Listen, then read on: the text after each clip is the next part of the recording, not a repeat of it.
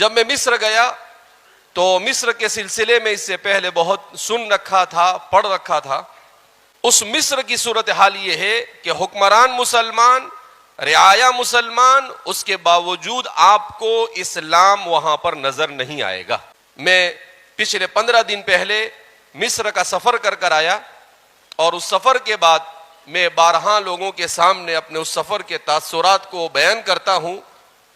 یہ موقع بھی ہے کہ ضرور آپ کے سامنے یہ بات آنی چاہیے. جب میں مصر گیا تو مصر کے سلسلے میں اس سے پہلے بہت سن رکھا تھا، پڑھ رکھا تھا، مگر مصر جانے کے بعد ایک عجیب سی کیفیت سوار ہوئی ذہن و دماغ پر، اس لیے کہ وہ مصر جہاں 100% مسلمان ہیں، جہاں پر جامعہ ازہر جیسی عظیم یونیورسٹی ہے جو آج سے 1200 سال پہلے قائم کی گئی، اس مصر کی صورتحال یہ ہے کہ حکمران مسلمان، رعایا مسلمان، اس کے باوجود آپ کو اسلام وہاں پر نظر نہیں آئے گا. آپ کی آنکھیں اسلامیت کو دیکھنے کے لیے وہاں ترس جائے گی. مجھے 3 دن تک وہاں پر اسلام ڈھونڈنے سے بھی نظر نہیں آیا. کیوں؟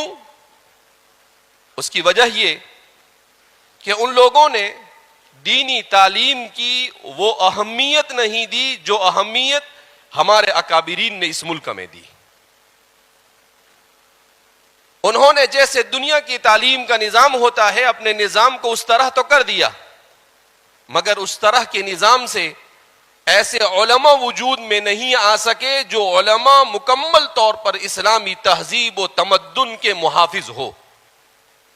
جس کے صورتحال یہ کہ جمعہ کے دن جب ہم مسجد میں پہنچے تو قاری صاحب قرات کر رہے تھے، اور قاری صاحب کے چہرے پر نہ داڑھی تھی نہ مچھ، مکمل طور پر ایسا لگتا تھا کہ حضرت ابھی کلین شیو کر تازہ آئے. اس کے بعد خطیب صاحب خطبے کے لیے کھڑے ہوئے، بڑی عمر کے تھے، ان کے چہرے پر بھی بہت مشکل سے خشخشی داڑھی بلکہ خوشی داڑھی تھی. اور جب امام صاحب آگے بڑھے ان کے چہرے پر بھی نہ داڑھی نہ مچھ، کچھ بھی نہیں. ان کا لباس بھی اسلامی نہیں. عورتوں میں بھی بہت برا حال. رات میں اگر آپ نکل جائے، ہم رات میں کسی کام سے نکلے تو نماز کے بعد فوراً مسجد بند ہو جاتی. مسجد میں آپ بیٹھ بھی نہیں سکتے، پڑھ بھی نہیں سکتے، کچھ نہیں کر سکتے، اور آپ کو جگہ جگہ پر ناچنے اور گانے کی محفلیں نظر آئے گی. قرآن کریم کے پروگرام میں شریک ہوا تھا، مگر وہ پروگرام آپ کو ایسا محسوس ہوتا، وہاں عورتیں اور مرد مکس بیٹھے ہوئے تھے، مخلوط بیٹھے ہوئے تھے. وہاں پر میوزک آسانی کے ساتھ وہاں کے تمام بڑے علماء کی موجودگی میں بجایا جا رہا تھا. عورتیں فل میک اپ میں قرآن کی اس مجلس کے اندر میں آ کر پرفارمنس کر رہی تھی، وہاں پر آ کر مظاہرہ کر رہی تھی، مگر کوئی کچھ بولنے والا نہیں. تو مجھے یاد آیا کہ اللہ رب العزت جزا خیر عطا فرمائے ہمارے علماء کو کہ اس ملک میں بھی اسلام کو اسی طریقے سے ختم کرنے کی کوشش کی گئی تھی.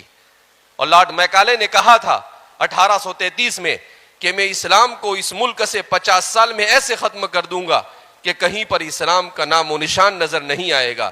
الحمدللہ 190 سال کے بعد اس ملک میں ہی نہیں، اس کے اطراف و اکناف میں ملا کر 70 کروڑ سے زیادہ مسلمان آج بھی موجود ہے، اور انگریز ڈھونڈنے سے نظر نہیں آتا ہے.